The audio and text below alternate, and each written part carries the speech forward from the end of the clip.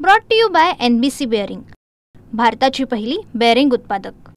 मनोज जरांगे पाटील यांच्या हत्येचा कट सुपारी देऊन रचला याचा भांडाफोड झाला आणि मनोज जरांगे पाटलांनी थेट आमदार धनंजय मुंडे यांच्यावरती आरोप केले। यानंतर धनंजय मुंडेंनी नार्को टेस्टचं आव्हान दिलं होतं आणि या संदर्भातला अर्ज मनोज जरांगे पाटलांनी आता पोलीस अधीक्षकांकडे दिला। या संदर्भात बोलण्यासाठी माझ्यासोबत मनोज जरांगे पाटील आहेत। काय सांगाल, तुम्ही हे आव्हान स्वीकारलं होतं आणि अगोदर तुम्ही पोलीस अधीक्षकांना निवेदन अर्ज सुद्धा दिलाय की नार्को टेस्ट करण्यासंदर्भातला, मात्र अद्यापर्यंत तिकडून कुठल्याही प्रकारचा रिप्लाय आलेला नाही। एकतर सगळ्यात अगोदर तुम्हाला एक खरी गोष्ट सांगतो की ते आरोप केलेले नाही आहेत, मी ती सत्य आहे। कारण मी इतका नीच वृत्तीचा नाही की कोणाच्या जीवावर उठल म्हणून। ते सत्य आहे की खुनाची, हत्याची, घातपाताची, बदनाम करण्याची, अपघात घडवून आणण्याची ह्या 4-5 गोष्टी एकत्रित करून त्या दोनही आरोपींबरोबर त्यांनी स्वतः धनंजय मुंडेनं बैठक घेऊन सामूहिक कट त्यांनी तो रचलेला हे सत्य, खोटं नाही आहे, हे आरोप फिरोप नाही आहे। कारण एवढं वैर कोणचं आरोप करायला, राजकीय सामाजिक तर मी त्यांना भेद बी नाही, मोजित पण नाही आणि कधी मोजणार पण नाही। कारण ज्यांची वृत्ती चांगली नाही त्यांच्या विरोधात आहे। मी म्हणून समाजाला आव्हान केलं की तुम्ही शांत राहायचं। याची खोड कशी मोडायची मला चांगला माहिती आहे। आता तो मला खेटलाय, माझ्या जीवावर उठलाय, मला खोड मोडायची चांगलं माहिती आहे। मला तुमचा वापर नाही करायचा समाजाचा, याच्यात मला गोरगरीब समाजाचा, मराठ्याचा वापर नाही करायचा। तुम्ही सोपे सोपे कामं करायचे, अवघड कामं करायला मी तुमचं पोरगं खंबीर आहे ना। राज्यातल्या कानाकोपऱ्यातल्या कुठल्याही मराठ्यांना अडचण येऊ द्या, मग तो पश्चिम महाराष्ट्राचा असन, मराठवाड्याचा असन, खानदेश विदर्भाचा असन, तो मुंबई कोकणचा असन, कोणत्याही टोकाला मी धावून जायला तयार आहे। त्याच्यामुळे शांत राहायचं। पुन्हा TV 9च्या माध्यमातून मराठा समाजाला जाहीरपणानं विनंती करून सांगतोय मी, तुमचं पोरगं मनोज जरांगे लई निभार आहे, त्याचा कसले डावून षडयंत्र असू द्या मी मोडून टाकतो, फक्त तुम्ही शांत राहायचं आहे। आणि त्यांनी ऐकलं पण, मी त्याच दिवशी सांगितलं मराठा समाजाने शांत राहायचं, नाही तर मराठा समाज इथं कसा भितारलेला होता ना, ते फक्त इथल्याच लोकांनी बघितलेलं आहे। जेव्हा मी त्यांच्याकडून शब्द घेतला की तुम्ही शांत राहायचं, मला उद्या प्रेस घ्यायची, त्यांनी जेव्हा शब्द दिला तेव्हाच मी दुसऱ्या दिवशी सकाळी 11 वाजता प्रेस घेतलेली त्याबाबतची।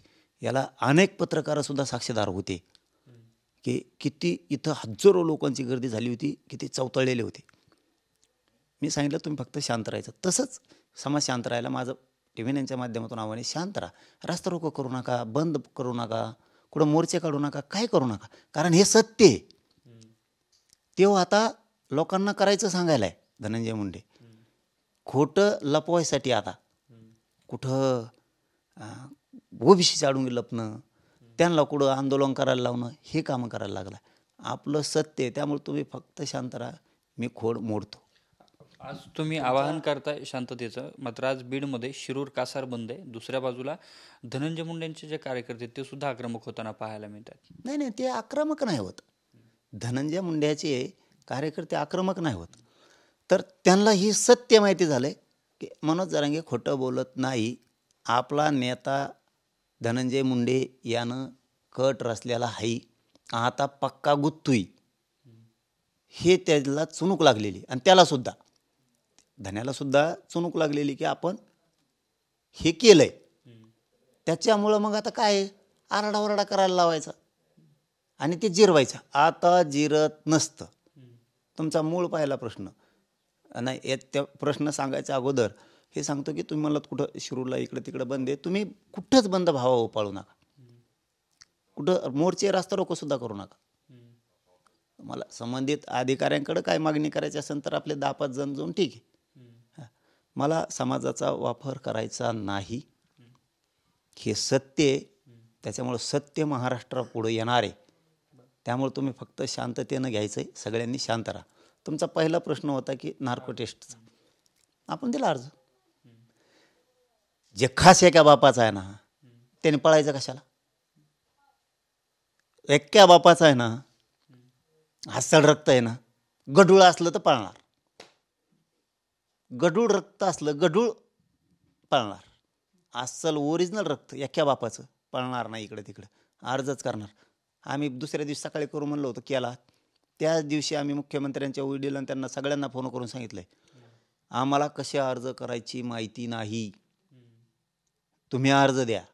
नसता गृहमंत्रालयाने आदेश काढा की मनोज जरांगेसह धनंजय मुंडे त्याच्यासह सगळ्या आरोपींची आम्ही नार्को टेस्ट करणार आहेत. आम्ही आदेश देतो, सूचना देतो, किंवा सरकारनं कोर्टात जा, कोर्टात आम्हाला कुठं सह्या करायला लावायचं असल्यातलं सांगा, तुम्ही म्हणताल तशा अर्जावरती सही करतो, हे सांगितलेलं आहे. तात्पुरता आम्हाला जसा येतो तसा आम्ही आमच्या जालन्याच्या पोलीस अधीक्षक साहेबाकडं आम्ही अर्ज दिला आहे, नार्को टेस्टचा दिला आहे. आता पळायचं कशाला, मोर्चे काढायला काय लावतो, कशाला लोकांना निषेध काय करायला लावतो. चल ना आता नार्को टेस्टला चल, सगळं समोरासमोर होईल. तुझी जात असो, माझी असो, नाही तर ओबीसी असो, नाही तर दलित मुस्लिम असो, किंवा हिंदू असो, नाही तर कोणची जात असो, त्यांच्यासमोर सरळ जाऊ दे ना नार्को टेस्ट होऊन की याच्यात दोषी कोण. मोर्चाची गरज आहे केला, मी लाखानं काढील चल. हां, तो पाठच पुरवायची म्हणला ना, तू काय काढशील 2,000 आणि 3,000, 10-10 लाख लोक एका जागेवर आणतो पुन्हा. कारण मला ती टक्कर खेळायचीच नाही आहे ना. आता इथं दूध का दूध पाणी का पाणी होणार आहे बाळ. इथं आता अस्सल तपासणी चौकशी, खोटी खाटी नाही. हां, सरकार बी याच्यापासून पळ काढू शकत नाही. आता सरकार नाही, पोलीस प्रशासन नाही, आणि आमचं जालन्याचं तर अजिबात नाही. हां, जालन्याचे SP साहेब तर आता याच्यात नावच कमीणार आहेत, कारण हे सत्य आहे. हां, आमदार असो, कोणी मंत्री असो, खासदार असो, उचलूनच आणणार ही आम्हाला खात्री आहे. त्यामुळे आता होऊ दे नार्को टेस्ट, कशाला कुठं पडायचे, कशाला त्यांना ओबीसीला दमी तू उगच खोटं झाकायसाठी, पाप झाकायला दमू नको त्यांना. चल, तो बोलला तिथं चल, आता नार्को टेस्ट करू, अर्ज कर, कोर्टात जाय, जिथं जिथं जायचं ते जा, नार्को टेस्टला चल. हो दे, तुझ्या जातील तरी वाटत ना तू दोषी आहे का नाही, आहे का नाही. काही मोर्चा रास्ता रोकोची गरज आहे का, सिद्ध होऊन दाखव ना. पळायचं नाही रे, अस्सल वागायचं एका बापाचं असल्यासारखं.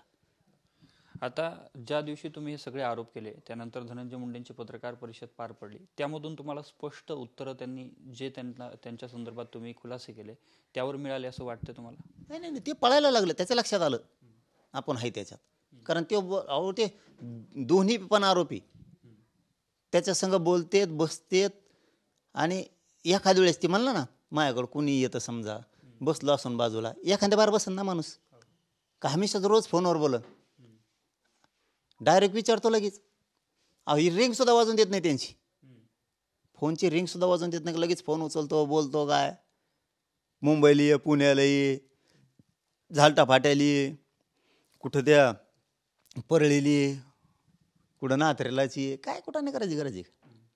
इतक्या लांब घुसायची काही गरज होती का, बाकीचे ओबीसी नव्हते का. मी आरोप नाही करत. मग तर आमचा सामाजिक विरोधक छगन भुजबळ ओरिजिनल, मग तर मागच आरोप केले असते मी त्याच्यावर, अमुक करायचं म्हणतोय, तमुक करायचं म्हणतोय. हे हिजडे चाळे नाही खेळत मी. आणि काय खेळून खेळला तर धन्या मुंड्या तू काय खेळला, बयाच्या वानासारखं खेळला. औषध देईन, कुठं विषारी औषध देईन जेवणातून, मग मारीन, हे तर बया करत्यान. हां, तोयापेक्षा बया बऱ्या. मर्दानगी जरी बांगड्या जरी हातात असल्या तरी आजचा कोचा खोन मर्दासारखा लढत्यात. तू त्यांच्यापेक्षा थर्ड क्लास झाला. तुम्ही सगळं हे जे काही ऑडिओ दाखवले पत्रकार परिषदेतून, अशा प्रकारचे किती पुरावे आहेत तुमच्याकडे, आणि आणखी काय आहे का पुरावे या संदर्भातले? त्याला फक्त बोल म्हणा, तू पुढून इकडून पडलंच, तुला सुट्टीच नाही आता मायाच्यात. तू मला खेटायलाच नको होतं अशा बाबतीत. ते पण राजकीय सामाजिक भाषणं ठीक असते, चालू असतं ते. तू आम्हाला पाडव, आम्ही तुला पाडू, तू आरक्षण घेऊ नको म्हण, आम्ही घेऊ म्हणू, ठीक आहे. पण तू जर जीवावर उठायला लागला, तुला मी सोपा वाटलो, तुला वाटलं बापू आंधळेचं झालं, संतोष भाया देशमुखांचं झालं, तुला वाटलं महादेव मुंडेंचं झालं, कोण दिगोळे त्याचं झालं, ते बीडचा कोण मनसेचा काहीतरी पदाधिकारी होता एक, तो मारवाडी समाजाचा का जैन समाजाचा कोणीतरी, त्याचं झालं. तुला वाटलं रामकृष्ण बांगरचं झालं, तुला वाटलं मी कोणाला धवशितो जमत नसतं बाळ. तो शेकडो जे खून किंवा खुनाचे प्रयत्न केले ते साबदलं, कारण तुला वस्तात कोणी भेटत नव्हतं आत्तापर्यंत. आता पठ्ठ्या आहे ना, तो मला खेटला ना, काय गरज होती तुला इतक्या लांब जायची. आणि हे सत्यच आहे, त्याच्या लक्षात आलं. आता आपण आपल्यावर फासा पाडलाय. तुम्ही बैठकी पत्रकार परिषदेच्या दरम्यान जे सांगितलं होतं त्या संदर्भात आता 2 आरोपी असलेल्या गरुडचे व्हिडिओ समोर आलेत. त्याने धनंजय मुंडेंसोबत अमोल कुणे आणि ह्यांची परळीमध्ये बैठक झाल्याचं या व्हिडिओमधून सांगितल्याचं स्पष्ट होत आहे. अहो लई आहे म्हणतो, त्या पोरांकडे इतकं आहे म्हणून मी मागं एक सांगितलं होतं बघा. हे सांगितलं होतं की महाराष्ट्रातले याला जे जे भेटलेत यांनी तुमच्याकडून ह्यो म्हणजे धनंजय मुंडे ही तुम्हाला ज्या ज्या मंत्र्याला आमदार खासदाराला भेटला आहे आत्तापर्यंत 10-20 वर्षात त्यांनी कशा स्वरूपाचे तुमच्याकडून कामं करून घेतलेत, गोड बोलून की एखादी बार आडा टाकून, त्यांनी सगळ्यांनी सावध व्हा. आणि जे आरोपी आहेत माझ्या प्रकरणात हे आता घातपाताच्या, पोलिसांना सांगा आमचं बी काही जवळ काही आहे का त्या पोराकडं माहिती, कारण त्या पोराकडं महाराष्ट्रातल्या खूप नेत्यांची माहिती. धनंजय मुंडे तुम्हाला असं असं करणारे किंवा तुमच्या विरुद्ध डाव रचलेला आहे. जर महाराष्ट्रातल्या कुठल्या आमदार आणि मंत्र्यांविषयी फडणवीस साहेबांपासून सगळे म्हणतो मी तुम्हाला, जर रचलेला असेल आणि तुम्हाला जर तो डाव रचलेला माहीत नसेल तर त्या पोराला खूप माहिती आहे. तुमच्यासुद्धा चौकशा करायला लावा की आमचे काय आहे का. जसं की त्यांची बहिणी म्हणून त्यांना वाटत नाही म्हणतो काय, कारण विरोधक म्हणल्यावर असतं त्याच्या बहिणीच्यासुद्धा खूप माहिती आहेत त्या पोराकडं. खूप बीड जिल्ह्यातल्या खूप मराठ्यांच्या नेत्याच्यासुद्धा माहिती आहेत आणि महाराष्ट्रातल्या सुद्धा ओबीसी आणि मराठ्यांच्या नेत्याच्या खूप माहिती आहेत. त्यांनी त्या घेतल्या पाहिजेत.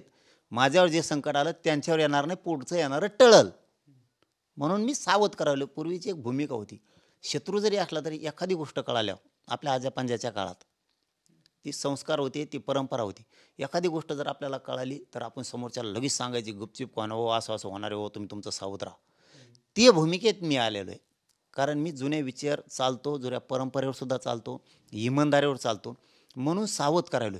जातीचा आहे म्हणून चूक केली तरी बी त्याच्या बाजून नसतं पळायचं. तो काय कृत्य करायला लागला हे बघायला लागतं, किती टोकाचं करायला लागलाय. म्हणून त्यांनी काय काय डाव रचलेले आहेत हे मी समोरच्याला सांगून टाकलेत. बा त्या पोराला माहिती आहे, त्याने लई सांगता येते.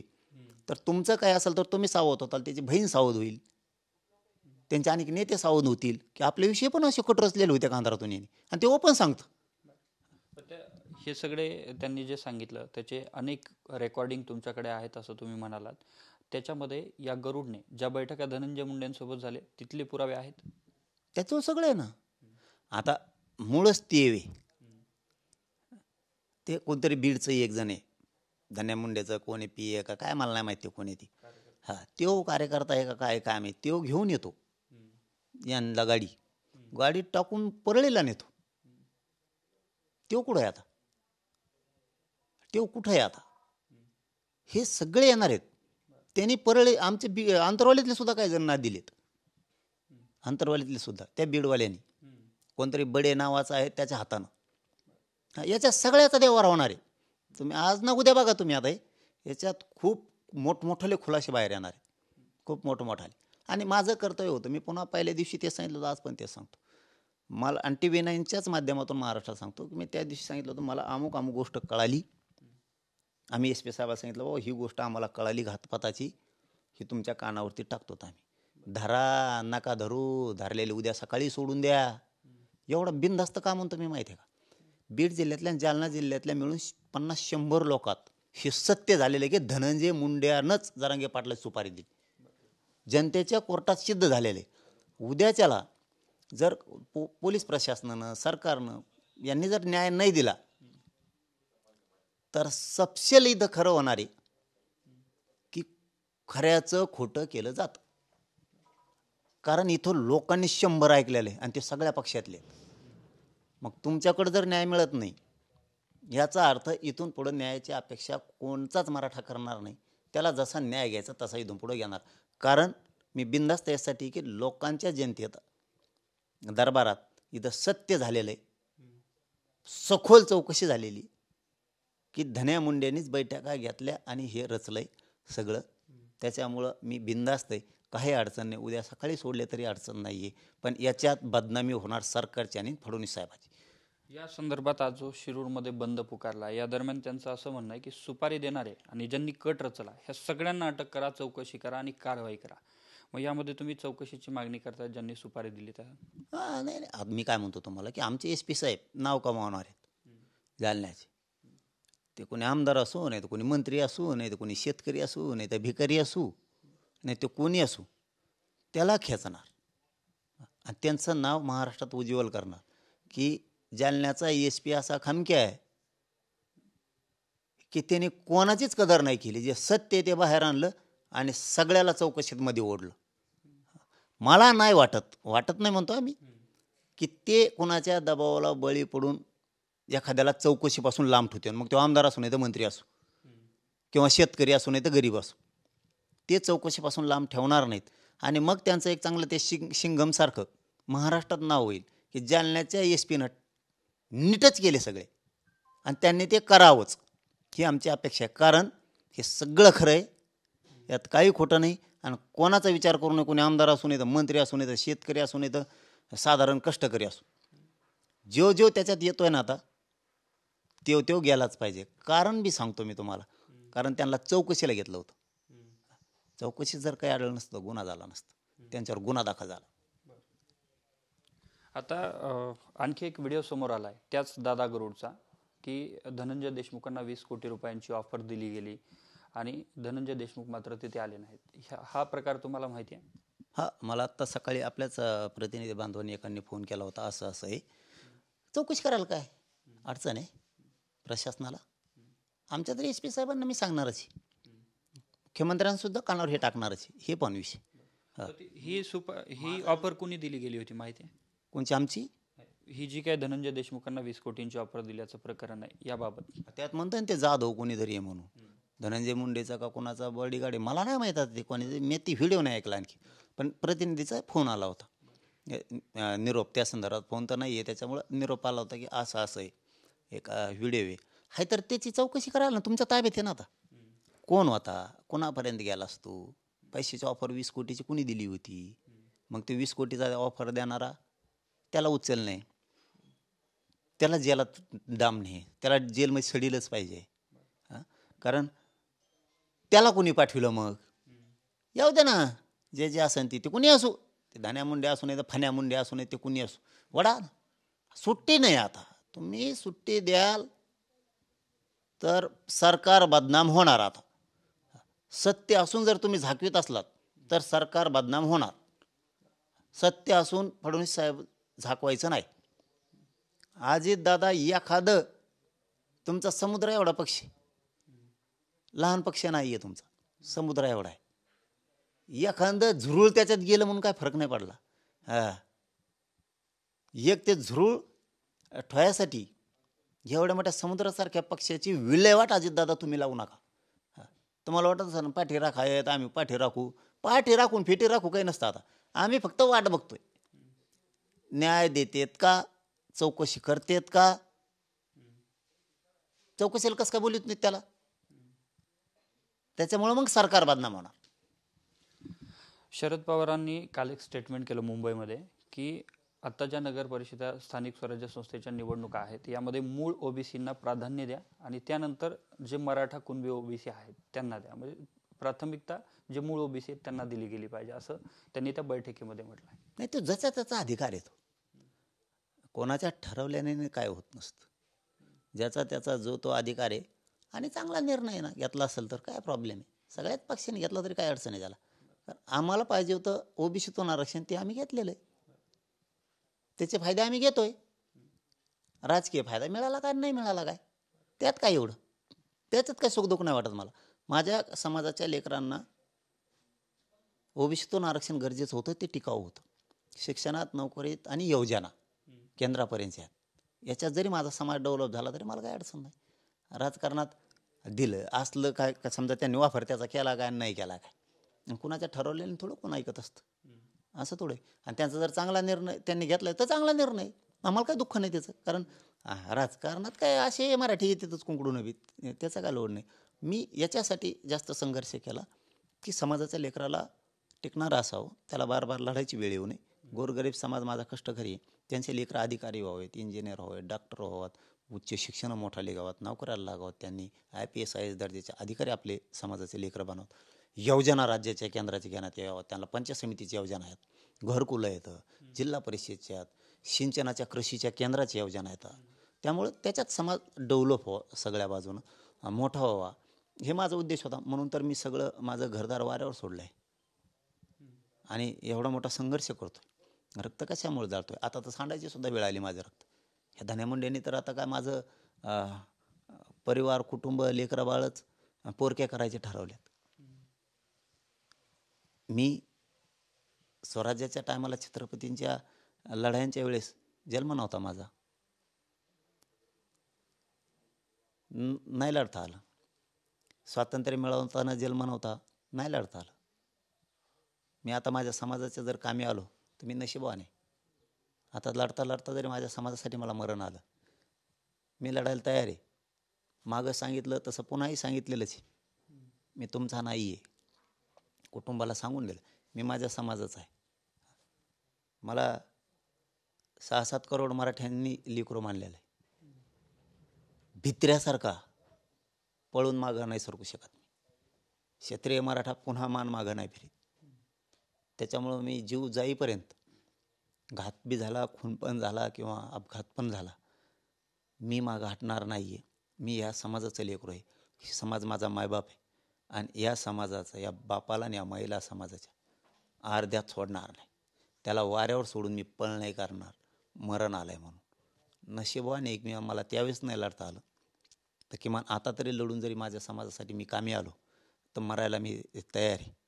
पण बेट्या, तू एक ध्यानात ठेव, तू लय चुकीचं पाऊल उचललेलं आहे. आता तू साधं काम नाही केलेलं आहे, कारण तुला लेकरा बाळांची किंमत नाही कळणार.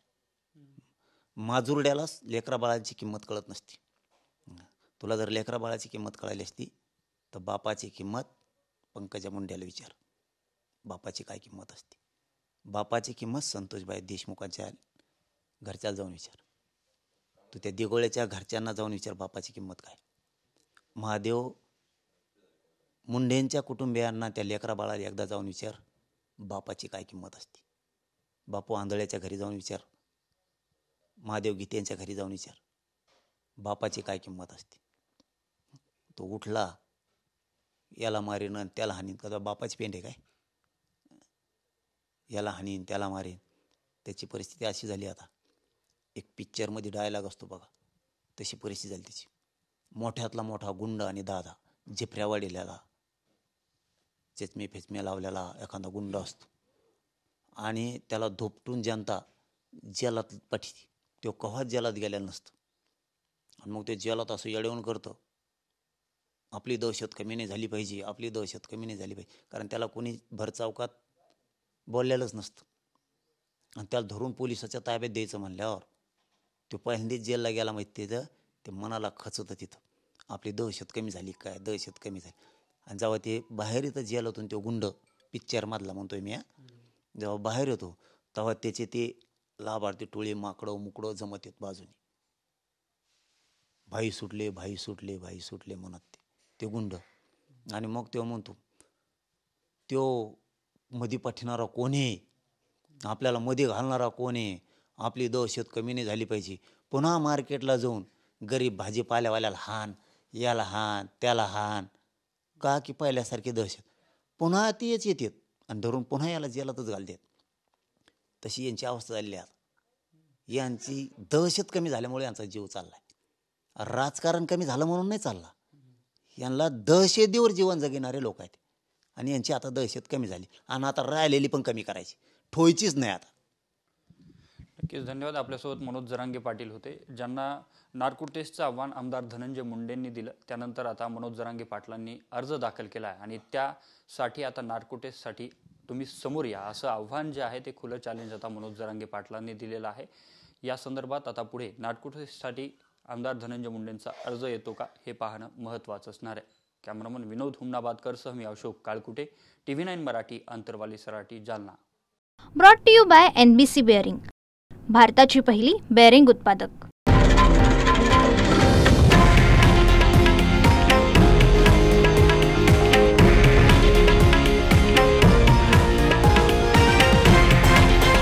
हे आहे देशातील नंबर 1 न्यूज नेटवर्क आणि आपण पाहत आहात TV9 मराठी, एकमेव.